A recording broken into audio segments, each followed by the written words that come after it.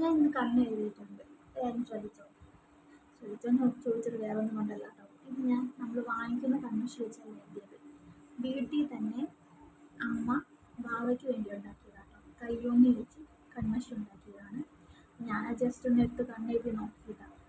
എഴുതിയപ്പോൾ ഞാൻ നീറുമെന്ന് കരുതിയൊക്കെ എഴുതിയത്, പക്ഷെ ഒരു നീറ്റലുമില്ല. അത് മാത്രമല്ല, എഴുതി കുറച്ച് കഴിഞ്ഞപ്പോൾ എനിക്ക് കണ്ണിന് നല്ലൊരു തണുപ്പ് കിട്ടുന്നുണ്ട്.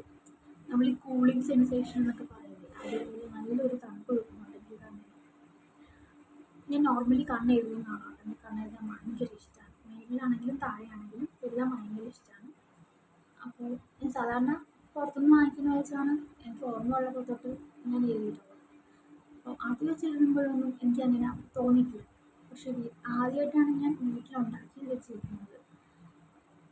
രണ്ടിൻ്റെ എക്സ്പീരിയൻസ് പറയുമ്പോൾ നമ്മൾ എന്തുകൊണ്ടും വീട്ടിലുണ്ടാക്കിയ കൺമഷിയുണ്ട് കണ്ണെഴുതുന്നതും ഒക്കെയാണ് നല്ലത്. കാരണം നമുക്ക് കണ്ണിന് നല്ലതാണ്, കെമിക്കലൊന്നുമില്ല.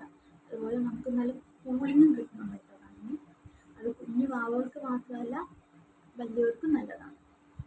മാക്സിമം എല്ലാവരും കുഞ്ഞു വാവകൾക്ക് വീട്ടിൽ തന്നെ ഉണ്ടാക്കുന്ന കൺമഷിയൊക്കെ തേക്കുക ഒക്കെ ചെയ്യുക. പുറത്തുനിന്നുള്ള കെമിക്കൽസ് ഇപ്പം ആരും അങ്ങനെ യൂസ് ചെയ്യാറില്ല.